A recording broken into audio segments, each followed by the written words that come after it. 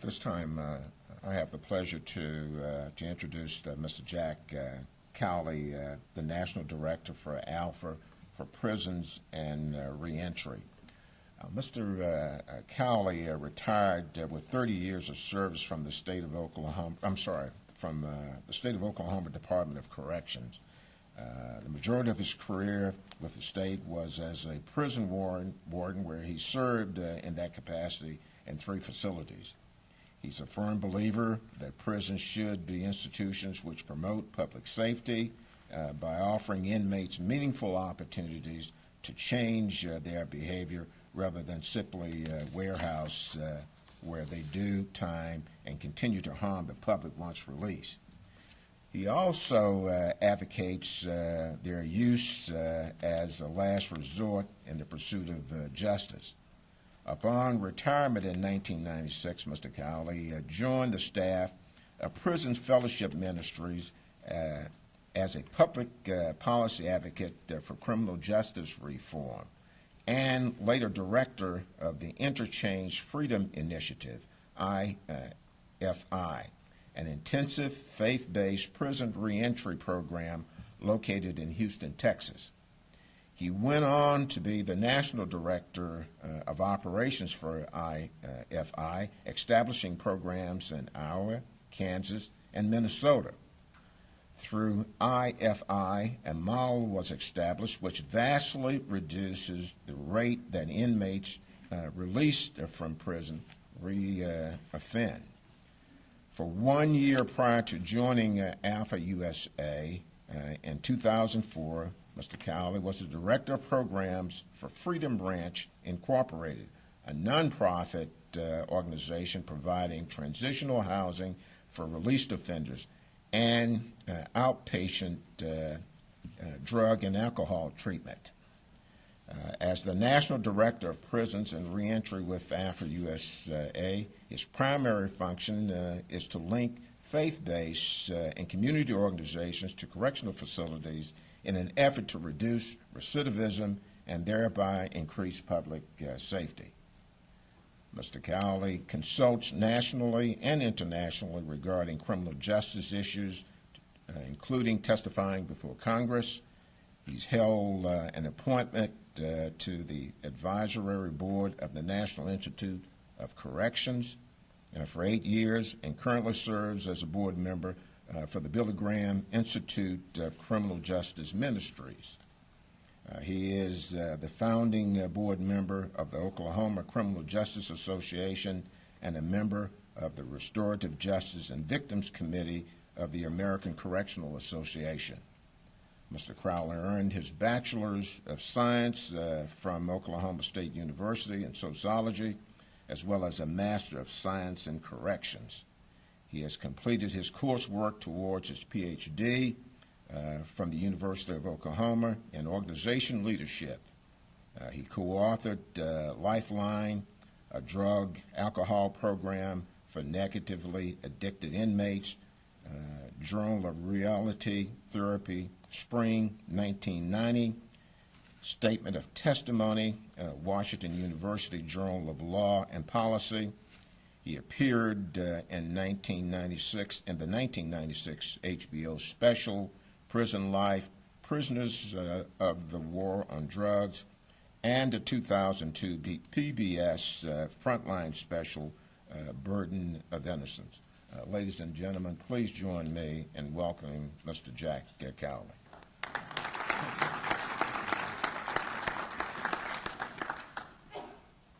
Okay, am I on? Testing, okay. Well, it's good to be here. Someplace where perhaps I don't sound quite so funny when I talk. I was in Wisconsin a couple of weeks ago, and people said, well, we don't really care what you say, just keep talking a little bit. You sound so funny. So maybe, I hope it don't sound too funny. I'm going to speak on 2 levels. One is really, and I think perhaps it's important as the other, as a peer. 2 years ago, I was appointed by the governor to the Reentry Task Force in Oklahoma. And I sat around a table just like you're sitting today for a year, once a month for a year. And we had all these people come and tell us exactly the state of affairs. We did a wonderful little report, and nothing has happened yet. We did do, one thing happened, and I'm going to, just so you know it wasn't a complete disaster, one thing did come of that, in a way, because of those meetings, which I'm really excited about, and you'll hear a lot about it today, and that's called quality corrections, meaning that what happens when we start holding corrections accountable for public safety in the terms of reduced recidivism. What a thought. So we'll talk a little bit about that. It just, and if I sound a little cynical, you need to know I love government work. My daddy was so tickled when I got a job for the state. We were farmers in a little community in southwest Oklahoma. He didn't really think I'd graduate from college anyway, but he was just thrilled when I got a state job, because he said, you know, nobody's ever fired from a state job, and you get insurance. And so I just sort of grew up thinking a state job was just the epitome of success. And to work for corrections was just, well, it was just my life. It is. I sometimes wish I was selling shoes, but so if I sound a little cynical, it comes from a good spot. And there's just sometimes there's just not any other way to sound. And I guess the first thing that I'll say is, and I don't really mean it to sound too cynical, but you know, if studying anything is a measure of success, good Lord, North Carolina is going to be very successful. You've got 3 studies fixed to go on the same topic.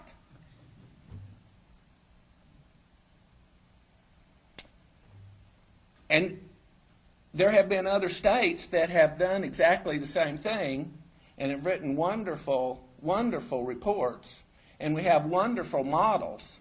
Why is it that you think we continue to study instead of do? So I'm about doing. I'm getting old, and my mom's she's 85 and can't remember 2 minutes ago. Now she can remember 100 years ago, but can't remember 2 minutes ago. So I'm about to be the old generation. I was the youngest warden in the state of Oklahoma, and I grew up thinking, I can't wait to be 40. Maybe somebody will take me seriously. And now that I'm getting old, it's, you know, nobody takes an old guy too seriously. But it's now that I'm beginning to be the age that I am, and knowing that if we're going to have an impact, if you're 55 and older, and you're going to have an impact on our society, we better have it now. So I'm almost to the point of study's great. If we have to do it for political purposes, that's wonderful. We understand it. But it's time to start doing. We have models now in criminal justice that have proven successful. So I think perhaps through all the study, we will find the political will, I hope, and to understand that while it's easy to change is easy to come from the top down. I mean, executive orders, legislative statutes, but quite frankly, if we take a look at societal transformation over the beginning of time, it really starts from the ground up. The political will of the people creates the most meaningful, lasting change. And we get the politicians to come along kicking and screaming. So, I think it's time to do.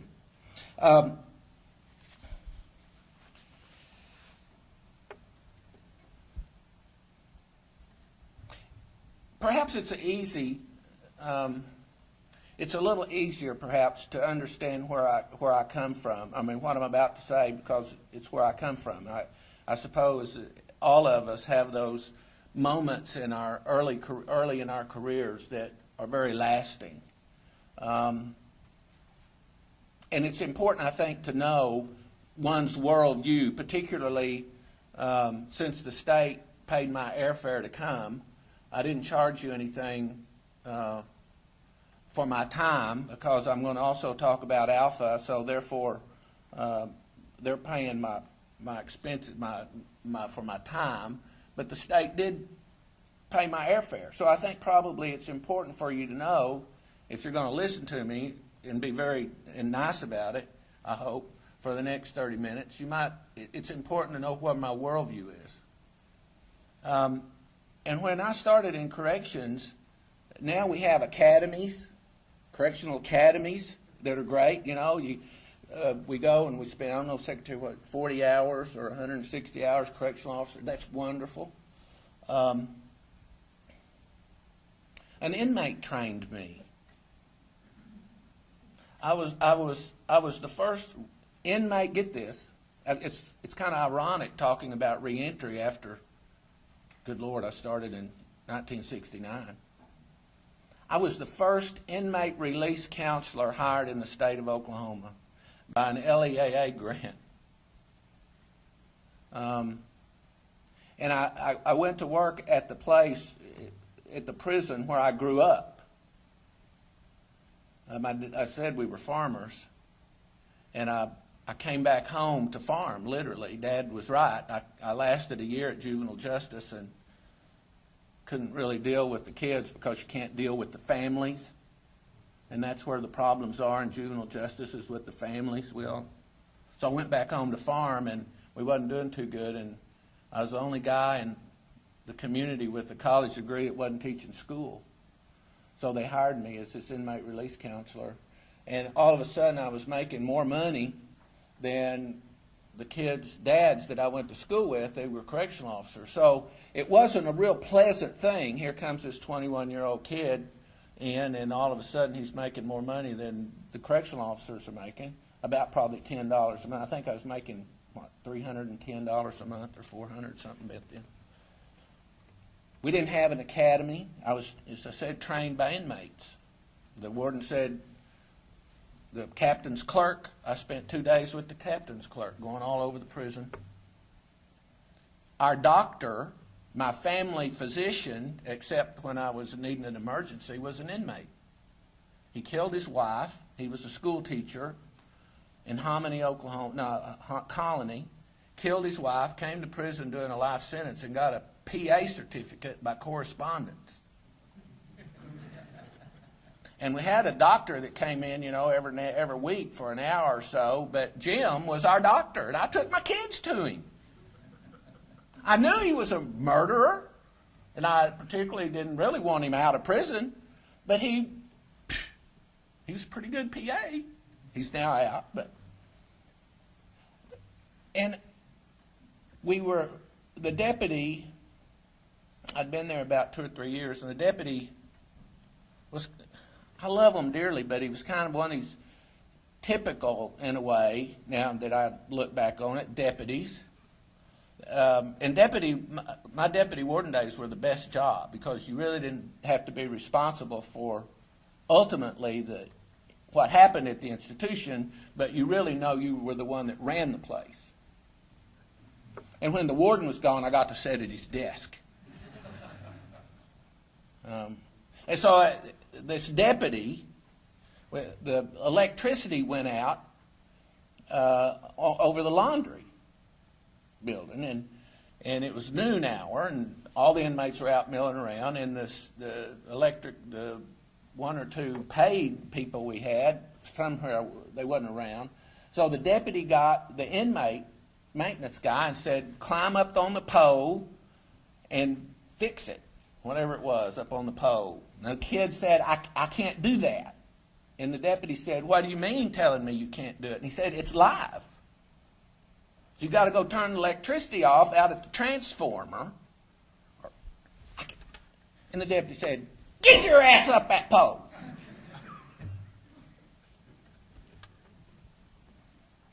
And he went up there, and in front of everybody, at the noon hour, he cooked. He died up on top of that pole.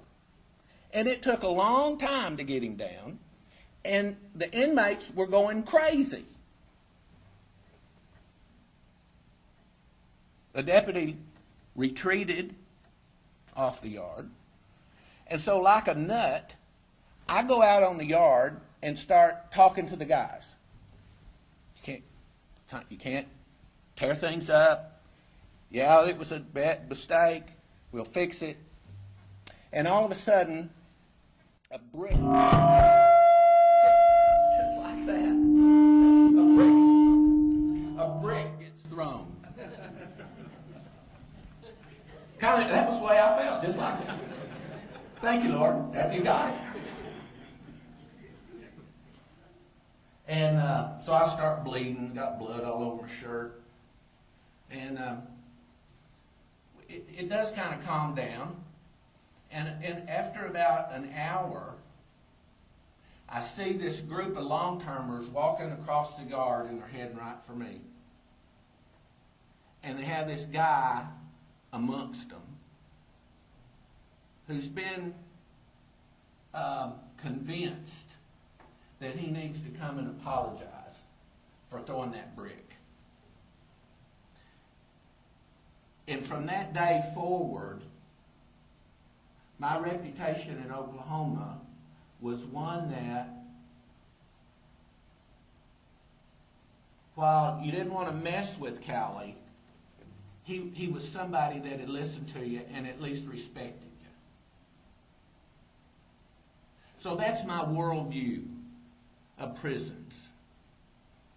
Now, I can also tell you that as a deputy warden, back then, prisons were segregated. And we had a white gun gang and a black gun gang. And it really didn't make any difference for this story, except this just happened to be the black gun gang.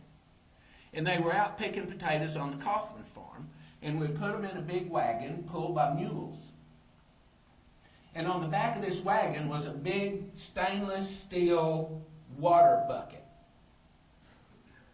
with a cup with a wire tied around the handle, and we'd put it on the handle, wrap it around the handle of the water bucket. And, it was about 9:30, 10 o'clock in the morning, the assistant pusher comes into the office and said, "The guys are refusing to work." I said, "They're refusing? They're refusing to work?" Yeah, they're saying that they do not want to drink out of the same cup because there's some guys on that gun gang that do unnatural sex acts, and they don't want to drink out of the same cup. I said, "Who do they think they are? They can't tell us what to do.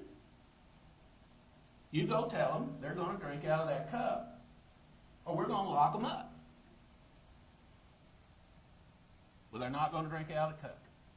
So we brought 45 guys into the cell house and put them in. Back then we could have dark isolation. So we put them in dark isolation in 5 cells. And I said to them, "When y'all decide to drink out of the cup, we'll turn you loose." They lasted 4.5 days. Now, if there's anything, there's several things, obviously, in my career that I have asked forgiveness for from God Himself. That is one. And I promised myself, after I realized years later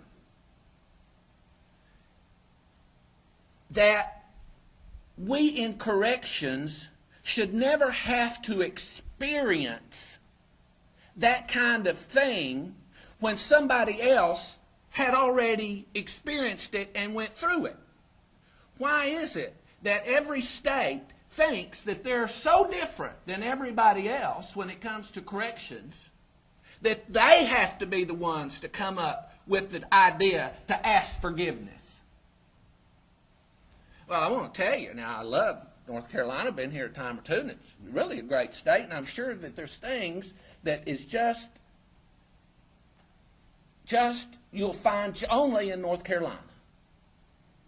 I'm sure there is. There's things that you write to people about and have on little postcards and say, only in North Carolina. But I won't tell you, a convict's a convict, a convict. From Peru to London to Oslo, Norway, to Mexico, to Puerto Rico, I can name them. I've been fortunate. A convict is a convict is a convict. They're the same. So don't talk about what works in North Carolina or doesn't work in North Carolina when it comes to inmates. We do not have to continue to put, figuratively speaking, put convicts in dark isolation anymore. We do not have to sit around and study, do we really need to give a convict driver's license before he gets out of prison? For God's sake. We've done that. We've been there. I think what we need to discover is the political will of a state to do something about it. Now, when we established the program in Houston, Chuck Colson, Prison Fellowship, been around for 100 years, done wonderful work. There was these guys in Brazil, Catholic guys, that this prison was so violent, the gangs ran it. And these Catholic missionaries had been working in the prison for some time. And if you've ever been a volunteer in a prison, you'll know if we could only do this, it would make things better. If we only could do this, it would make things better. And so these two priests went to the governing authority and said, if we could only do this, this would be better. And what did he say? Well, go ahead and do it then. So these two guys mounted a force of volunteers, and they literally took over the prison. And reduced recidivism rate, reduced violence. And Chuck, being Chuck Colson, sort of took over as it never was a prison fellowship operation in the beginning. It really wasn't. But I think Colson went down, and these bishops or these priests liked the idea of being hooked with prison fellowship too. Anyway, so Colson started taking donors down to Brazil to look at the prison. That's the deal. And one of these prospective donors was Carol Vance, who was the district attorney in Harris County, Houston, Texas. Carol Vance was the epitome of district attorneys. Good Christian man, lock them up and throw away the key. And campaigned on you can't get tough enough. And so he goes to Brazil with Chuck, something happens, and he sees the light in this prison and comes back and tells, at that time, Governor Bush, we need to start this kind of program in Texas. Colson never intended to start such a program. Because in his worldview, because of his experience in prisons, they were never productive places. So, Jack Eckert, y'all know Eckert drug back in the day, gave him $200,000 to Americanize that program. And when they did that, Carol Vance took it to Governor Bush and said, okay, here it is. And that program started in 1997.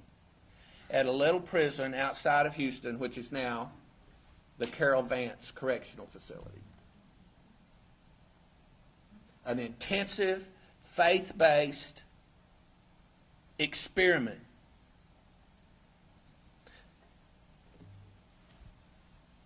It was studied a year or two later, and the recidivism rate in Texas at that time, where they said it was 47%, they didn't count parole revocations. It was actually 67%. And after 2 years out, for the guys that completed the program, it was 8%. It's almost too good. I don't know. It's probably holding now at somewhere around 15. And so that program spread, and then I became, as it said, and we opened in Iowa and Kansas and Minnesota, and now it's in Arkansas. These are very expensive programs. They cost them about $1 million a piece to run because staff are hired. You literally hire staff. So when I began to work for Alpha, I thought, how can we meet scale? I mean, we got over 2 million inmates in this country, and while these programs are great, how do you meet scale? And I think that's what sometimes taking a bite out of this societal problem, we know it's going to be such a mouthful we don't even attempt it. So we just take little snippets, have little task force meetings over here, little job things over here. We don't ever want to take the big bite because we know we're going to get our mouth so full. So what we decided to do was, using that same model, as Dennis is doing, we began to develop collaborations in communities where prisons were located or where we knew inmates would be returning to. And guess what? That's in every town and hamlet and city in any state. And so then we began to go into these prisons with volunteer groups, specially trained. And now we're not meeting scale yet because they're not in every state. But I think what I'm pushing today, what I'm selling today, is the model that works. Well, when I was there at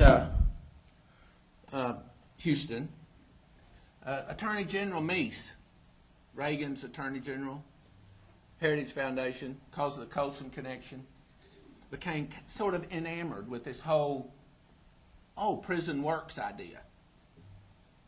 Meaning that people leave better than when they came in. Meaning that people don't reoffend.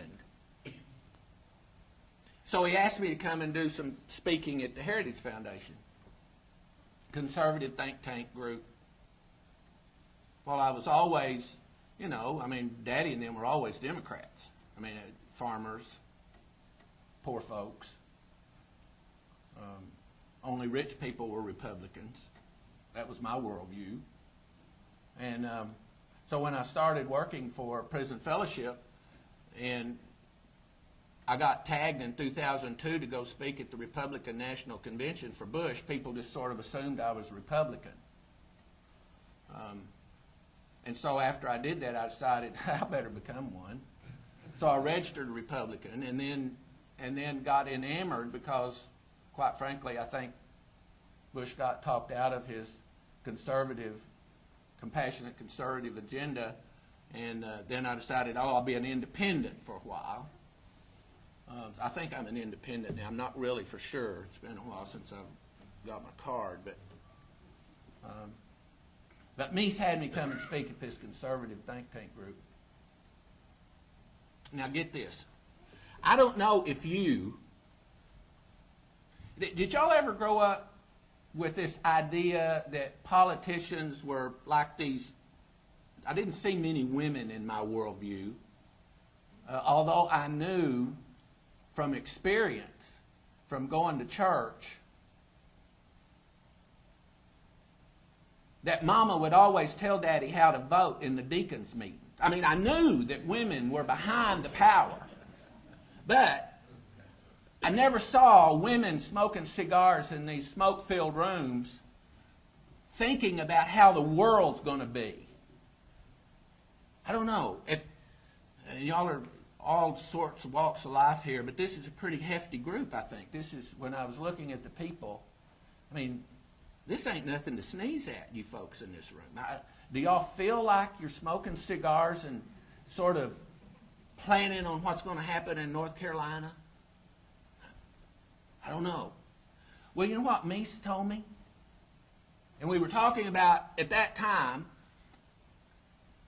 and I don't want to get off entirely on this, and I think North Carolina has seen the light early on when it comes to the whole idea of private prisons.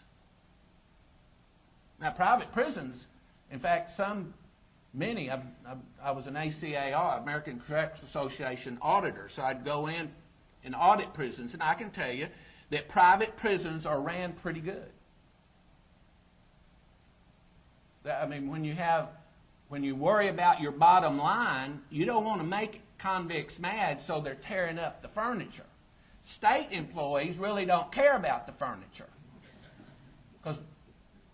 But bottom line, if you think about the bottom line, you don't want to replace that chair. So you go maybe a little above and beyond, not to get them really mad. But I was talking about, what does that say for our culture? In the past, as generally in the present day, I sent my kids to school and I bought a lake house off the back of convicts. But I worked in prisons. Police officers, judges, lawyers, insurance salesmen, people that make billy clubs, leg irons, guns. Keefy Coffee's big in prisons. I don't mind them making some money off of. But generally it was the people connected with criminal justice that was making the living. But all of a sudden with private prisons, here was a person in New York City reading the stock exchange quotes on Sunday, hoping that their stock went up. And I don't think they were thinking, in order for my stock to go up, somebody's baby's got to be killed or somebody's mama's got to be raped. I don't think they were thinking that. But what does that say for us as a culture? And Meese said it. He said, Jack, figuratively scratching his head, you know, I think we conservatives have to rethink incarceration in other terms than economic development. Dare I say that again? Did you get what I just said? We have given up on incarceration, and what we say is, okay, there's nothing that can be done. Let's just make money off of it. And now some states are talking about going entirely private. I don't know. It just feels funny to me. I bought stock when they first came out. Talked Mama into buying some. And sort of the light bulb went on and we sold it. At a little profit, I might add. But see, now we have models that work. Back then, perhaps we didn't. But we know today what works. I can tell you 10 other states have got the Pew Grant.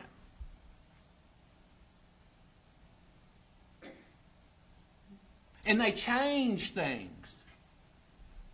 Kansas got the Pew Grant. Have made wonderful strides in holding down incarceration, building up public safety in terms of reduced recidivism. Took a look at what programs really work and what doesn't. And now guess what? They're out of money. So guess what? They're shutting down programs. shutting down the things that are working. Why?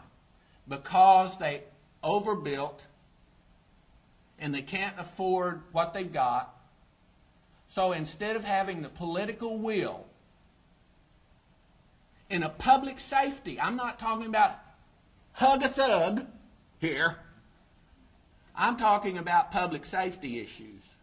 Because you see, when your recidivism rate, what is it in North Carolina? 68% are rearrested within 3 years, 48%, if not more, are reincarcerated. 50, just round it off at 50%. So you're failing half the time.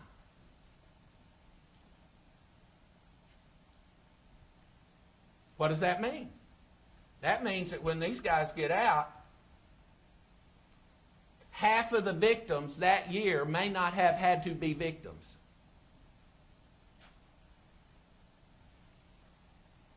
It's a public safety issue. It's not coddle convicts. It's not restorative justice, whatever that means.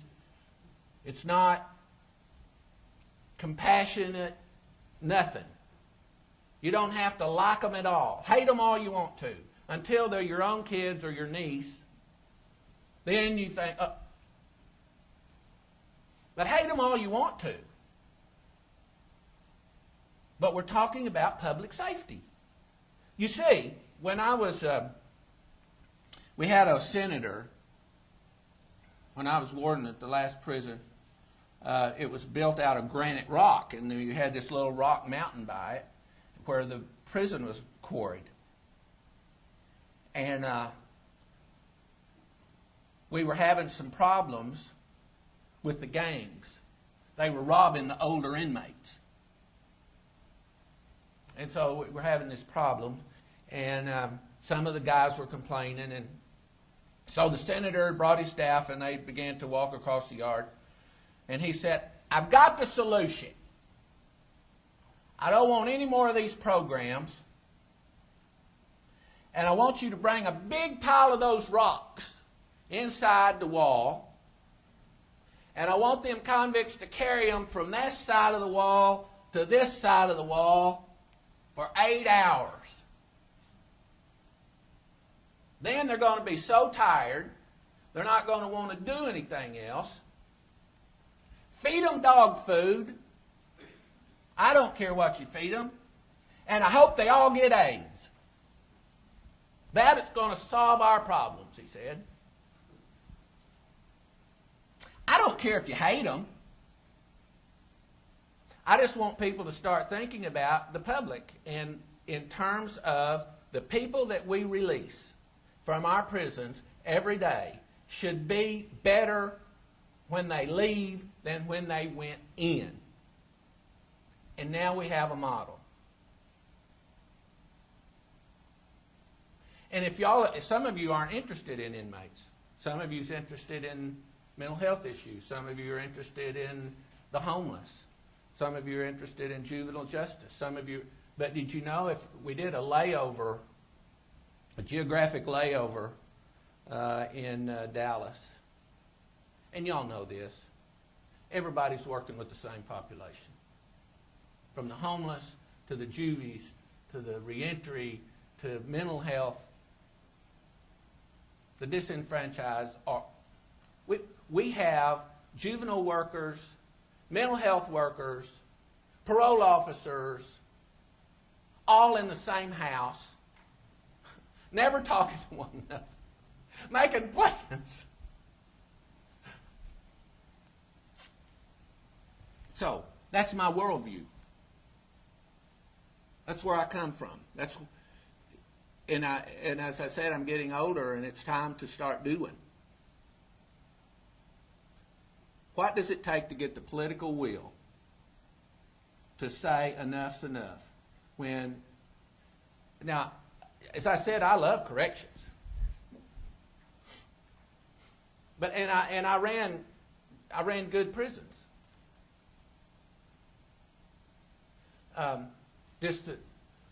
As an example, Arvin McGee was sentenced for a horrendous, we call it homicidal rape, because the victim was so screwed up that one would have thought she would have killed herself. And he served 14 years. And I was already retired at the time, and I was his warden. I barely remember Arvin. But he got out under the Sentencing Project, Innocence Project, because the DNA didn't match. I was living in Tulsa at the time, so his mama called me. It's where he was going to come home to. His mama called me and said, Arvin would like for you to mentor him. Arvin. Yeah, you had him. Well, I won't say it was like 5, 6 years previous to that. And I said, he wants me to mentor him. Yeah, he's getting out. So I called the people at the Sentencing Project, and yeah, Arvin's getting out, and we'd love for you to be the contact person in Tulsa and to mentor him. So I got with the mayor and with the DA, and we had a homecoming event for Arvin because I wanted to proclaim his innocence. Thought that was terribly important. And then we began to try to find the victim and work with her. But I asked Arvin, I said, why me? He said, because you cared. I said, well, yeah, I did. What do you mean? And he said, don't you remember I wanted to play football? Now, we had football at this prison. You want to know why we had football at the prison? Was it just so the convicts could play and have a good time? And I said, yeah. And he said, but you wouldn't let me play until I got my GED. He said, I knew then you cared about me.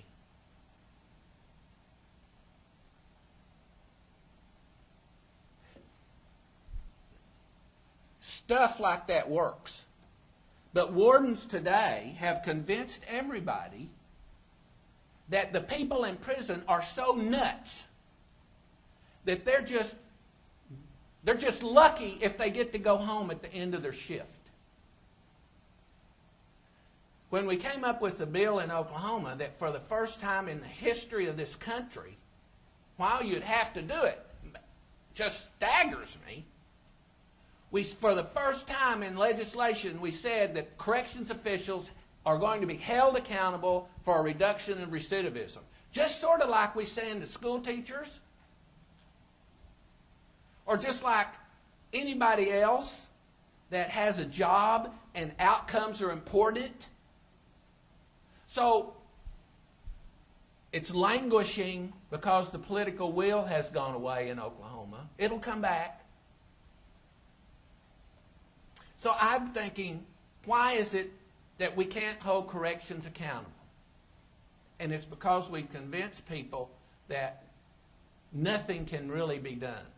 And wardens well-meaning, and we do. We have counselors, we got education, we got hobbycraft, we've got... In this country, you know, we stopped Pell Grants to inmates because people didn't want convicts to get college education paid for because they had to work and pay for their kids. And did you know that college education is the number one thing that will keep inmates out of prison? But it didn't feel right, so we stopped it. And now I guess we're paying the price, huh? But anyway, we've convinced people that if wardens we got to keep the... I'll use the term I bet y'all don't use this term in North Carolina because you're much more advanced than we are in Oklahoma. But in prisons, we still call them shitters in their cells. I don't need to know what you call them in North Carolina. But in Oklahoma, I've heard wardens say, as long as I can keep those shitters flushing, I know I've done a good day's work. Yeah. Or the chicken doesn't leave bloody. Have you ever had undercooked chicken? Think about undercooked chicken. I mean, fried chicken in a prison. There ain't nothing better. But when it leaves bloody, you've got yourself a problem. So wardens just, as long as the shitter's flush and the chicken's not bloody, we're good. And we offer all this stuff. It's up to them to get it. If they want an education, get it. If they want a substance abuse, get it. We offer it, get it. Well, one of the reasons why we know from studies the longer an inmate stays in prison, the harder it is for him to transform when he's released. Wonder why that is.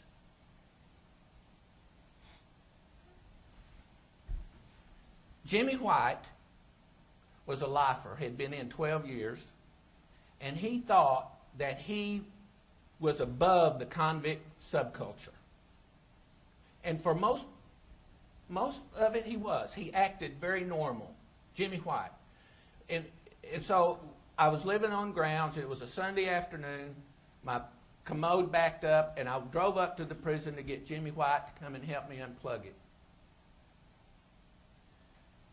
So I asked Jimmy if he would like a glass of tea. Yes, sir, I would like a glass of tea. So we fixed the glasses of tea. Jimmy picked his glass of tea up. My wife was standing there. I had gone into another room to do something. I heard the door slam. I went back in, and Jimmy's tea had not been drank out of. I didn't notice it at the time, but it was sitting there. And I said to LaDonna, "Where's Jimmy?" He ran out. I go outside.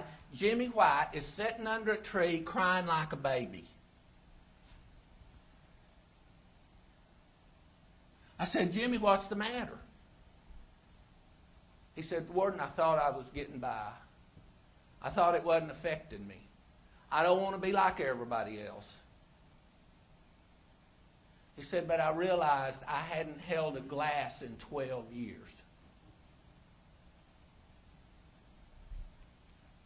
We know the longer people stay in prison, the harder it is for them to return to society. We know all of that. We know what it takes for a person to reenter. We know. And I am telling you today, just offering them GEDs, substance abuse education, yada, yada, yada, makes absolutely no difference because the prison environment is so screwed up, is so removed from normal society. I mean, they talk funny. They have funny names. I was in Puerto Rico holding a reentry conference, and the warden said, "I have a question." I said, "What?" "What do you do when you find 6 cell phones crammed up an inmate's butt?"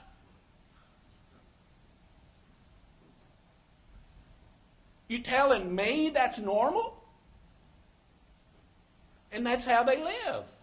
So, reentry is not just about having things ready for them on the streets. It's about pre-release and changing the environment to make it conducive so that inmates begin to think normally before they leave. We have a model for that. It's not rocket science. So why aren't we doing it? Because people accept the fact that recidivism is the way it is because they're crazy. Because we've convinced them that it's public safety to keep them locked up. I don't mind locking convicts up.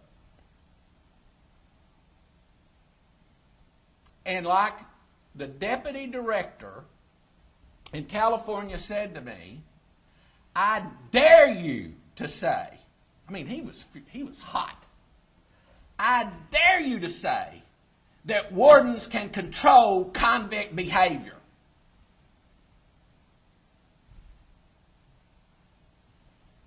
I said, "Well, they can." So I hope that while we do the study, and you guys are working diligently, and it's an effort to be here, do not, please, please, do not let your report languish. Please, don't just say, because half of the things that can be done, they don't take more legislation. They really don't. Paint with a broad brush. Take that big bite. Don't be afraid to do that. And there's models that work. There's people that have done it and they work. And pick out the things for North Carolina that fit.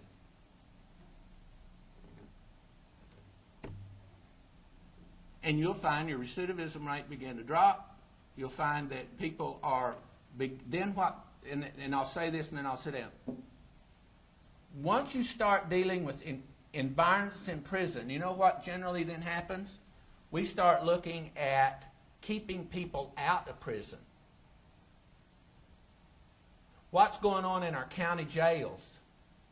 How do we divert the people we're just mad at from expensive beds? Let's put the people that we're afraid of in those beds and just keep the people we're mad at and figure out, and there's models on divert, but that's what begins to happen.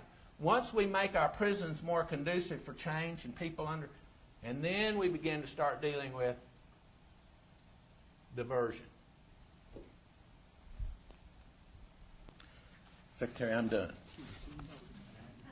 Okay, and thank you. Now, I get to do my 5-minute, and this is why I feel good about, because Attorney General said, what about Alpha, the people I work for that made it possible today? Alpha is a curriculum that churches provide. It's really an evangelism tool for churches. And then the kick is it's from Catholics to Protestants to even Methodists. Really, even Methodists. And they decided, because it's in 80% of the prisons, it started in the UK 30 years ago, and it's in 80% of the prisons, they hired me 6 years ago to get the course into prisons. Using community volunteers, obviously, to go into the prisons. And I said, wardens don't really need another good curriculum, as good as it is. We need to hook the church with the prison for reentry. And it just fit with what we did with Colston. And they loved the idea. So for the past 6 years, we have in our presence a wonderful National Prison Alpha advisor who is working from Black Mountain in Swannanoa. I think Susan Garland. Susan is, if you want to know about Alpha and prison and women inmates and what works, Susan Garland is. And so Alpha, we start with that church connection, and we've got them all. I can't remember how many churches in North Carolina are doing Alpha course. It's quite a few. And she's also now the regional director for Alpha. Is it West, or did you take the whole state, or the Western? The Western part. So that's what Alpha does. And we really just we just sort of were activists and just kind of helped that collaboration and what Dennis is doing and come along beside people that are already doing it.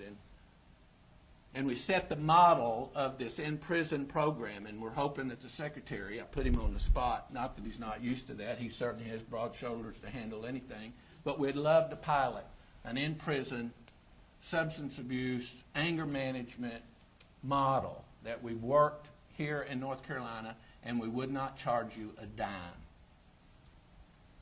So, okay, that's the spiel. Thank you for asking that. And thank you all. You've been really patient, and I know I've taken way too much time.